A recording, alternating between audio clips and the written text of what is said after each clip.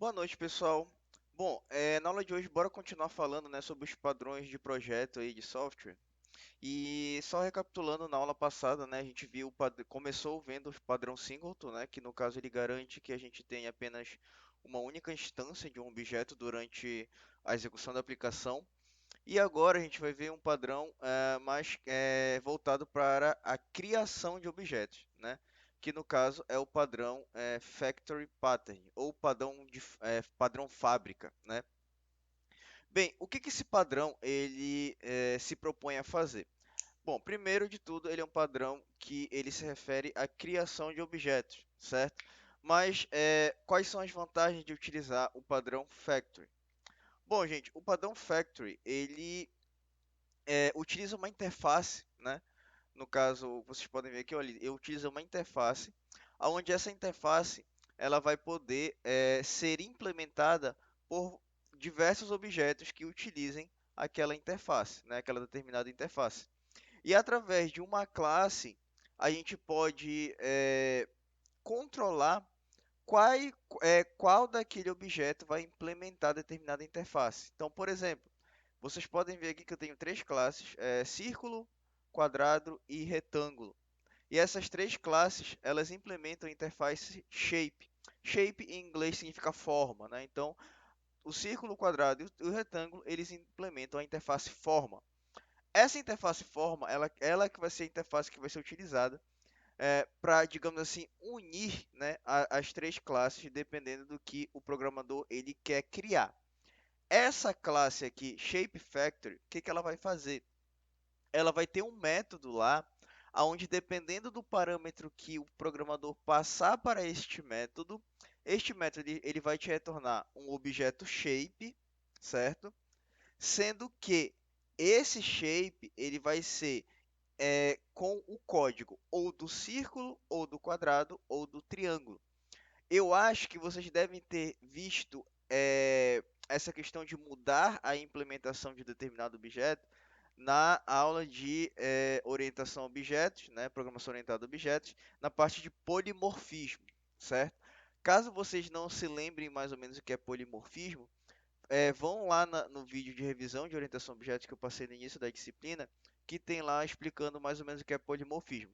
Lá vocês vão ter um conceito um pouquinho melhor, um pouquinho mais claro, para depois vir aqui para implementar o padrão Factory, certo? Tudo bem?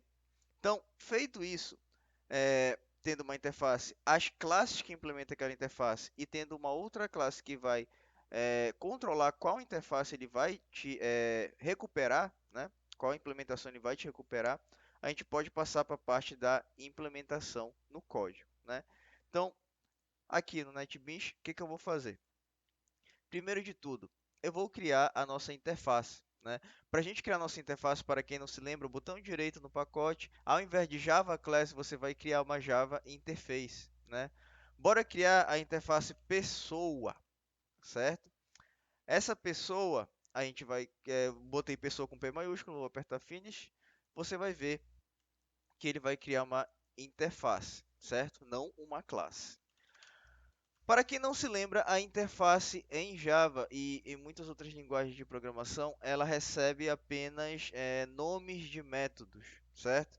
Então, eu estou propondo o seguinte, vai ter interface pessoa, aquela pessoa ela vai poder ser, dentro de um sistema de RH, por exemplo, ela vai poder ser um gerente, ela vai poder ser um, digamos, assistente administrativo, ou vai poder ser um é, além de gerente, sistema administrativo, vou botar coordenador. Então vamos botar o seguinte: coordenador, diretor e assistente administrativo, certo? Assim fica melhor, acho que fica mais dinâmico do que eu usar nomes em inglês, né? Então vamos lá. Ah, ambos, ambos não, né? As três classes, tanto coordenador, diretor e assistente, vai ser implementado pela classe pessoa, né? E a classe pessoa, o que que ela vai ter? Ela vai poder ter a função, né? Que vai justamente retornar qual vai ser o cargo daquela pessoa, ou a gente pode botar cargo, né? Cargo, ah, tudo bem? E a gente pode botar salário, por exemplo, certo? Cargo e salário. tudo bem? Dessa forma bem aqui. Então, a interface pessoa, ela vai ter dois métodos, cargo e salário. Ambos os métodos vão ter um sistema de print lá dentro, onde vai dizer o cargo da pessoa e ela vai ter o salário daquela pessoa, tudo bem? Então vamos criar também, além da nossa interface, dentro do mesmo pacote, a gente vai criar a classe diretor. Vou criar uma outra classe chamada coordenador e uma outra classe chamada assistente. Esqueci do S, mas tudo bem. Ah, tudo bem? Então, bora lá. Cada classe você vai vir na sua classe, né? E o que que você vai fazer? Ao lado do nome da sua classe, você vai pôr implements e vai botar aquela interface que nós criamos, que no caso é pessoa. Eu escrevi PE, apertei Ctrl espaço, vai aparecer pessoa aqui, e você vai ver que vai ter um erro bem aqui, ó. Esse erro que o NetBeans acusa é porque falta naquela classe os métodos que eu botei dentro da classe pessoa, né? Então, se você clicar aqui na lâmpadazinha vermelha, a primeira opção, ó, implementar todos os métodos abstratos. Então você vai ver que vai aparecer os dois métodos cargo e salário que eu criei na minha interface pessoa, né? Aqui dentro desse cargo, vamos lá, vou botar um sistema de print normal, vou dizer este é um diretor, e aqui no salário a gente pode botar um sistema de print também, sei lá, ganha 5.000 reais, certo? Mesma coisa vocês vão fazer no coordenador, implements pessoa, vai aparecer o errinho, né? Você vai clicar na lâmpada vermelha, implementar todos os métodos abstratos. Mesma coisa, você pode botar um sistema de print, este é um coordenador, e no salário também a mesma coisa, né? Coordenador ganha 3.000 reais. Tudo bem? Mesma classe, mesma coisa na classe assistente, pessoa, clica na lâmpadazinha vermelha, sistema de print, este é um assistente. Este é um assistente, sistema de print, o assistente ganha 1.000 reais, certo? Dessa maneira bem aqui. Então, como você pode ver, a classe assistente, coordenador e diretor, ambos não, né? Todos, eles implementam a interface pessoa e todos têm a implementação de cargo e salário, sendo que cada classe tem uma implementação diferente, né? Todos aparecem um aviso diferente, certo? Então, através dessa interface pessoa, a gente consegue fazer uma terceira classe que, dependendo do parâmetro que você passe para aquela classe, né, ele vai te retornar um objeto pessoa implementando ou um diretor, ou um coordenador, ou um assistente, né? Então vamos lá criar a nossa classe. Eu vou botar o nome de pessoa factory, né? Que vai ser essa classe que vai efetivamente implementar o nosso padrão de projeto pessoa factory, né? Eu posso fazer o seguinte, posso fazer um método estático, public static, gerar pessoa, onde eu vou passar uma string cargo, certo? Dessa forma bem aqui. Opa, faltou o retorno do método, né? Que é o pessoa. Então, public static pessoa, gerar pessoa, eu estou passando um string cargo.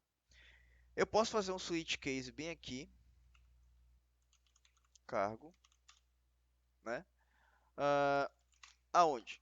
Se for diretor, retorne new diretor, certo? Case coordenador, coordenador, return new coordenador. Case assistente, return new assistente. coloquei a default, né? Default return null. Tudo bem? Opa, voltou a apagar bem aqui. Então, este vai ser o nosso switch. Vai ser um método aqui que vai, dependendo ó, do cargo que eu passar, né? No caso uma string, pode ser um número, dependendo do que você implementar, mas dependendo desse parâmetro aqui, eu posso gerar diversos objetos diferentes, né? Contanto que esses objetos eles implementem aquela mesma interface, né? E com isso eu consigo gerar objetos pessoa com determinadas implementações, ou de diretor, ou de coordenador, ou de assistente, certo? Se você tentar enxergar isso numa visão mais ampla, né? Dentro de um grande projeto, pode existir situações a qual determinado objeto ele tem que assumir diferentes implementações aí, né? Não é só de pessoa que eu tô falando aqui, mas de objetos dentro da programação.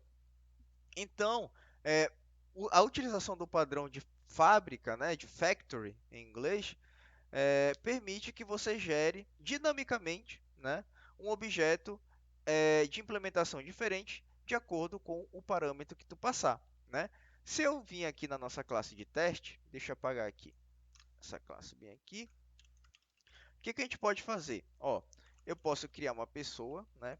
Vou criar uma pessoa P1 igual, eu não vou criar new alguma coisa, né? Eu posso criar dessa maneira também. Mas eu posso utilizar a pessoa factory, bem aqui, ó, a classe que a gente tem, que está implementando o padrão factory, ponto, gerar pessoa, né? E nesse gerar pessoa, eu posso passar diretor, né? E o que, que eu posso fazer? P1.cargo e P1.salário. Ó, eu estou gerando uma pessoa P1, eu estou utilizando aquela minha classe factory, né? E eu estou utilizando o método gerar pessoa passando o parâmetro diretor, certo? Quando eu chamar o método cargo e salário daquela pessoa que foi gerada com o parâmetro diretor, o que, que vai me mostrar? Ele vai me mostrar o que está implementado na classe diretor, né? Como eu passei aqui. Então vai aparecer este é um diretor e ganha R$ 5.000, né? Ó, vou executar o arquivo aqui. Então, ele me mostra a implementação que estava no diretor. Caso eu mude só esse parâmetro aqui, ó, para coordenador, né?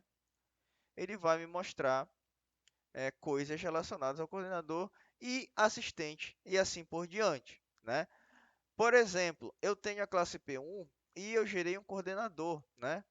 Gerando o coordenador, o P1 ele tem um cargo, o P1 tem um salário.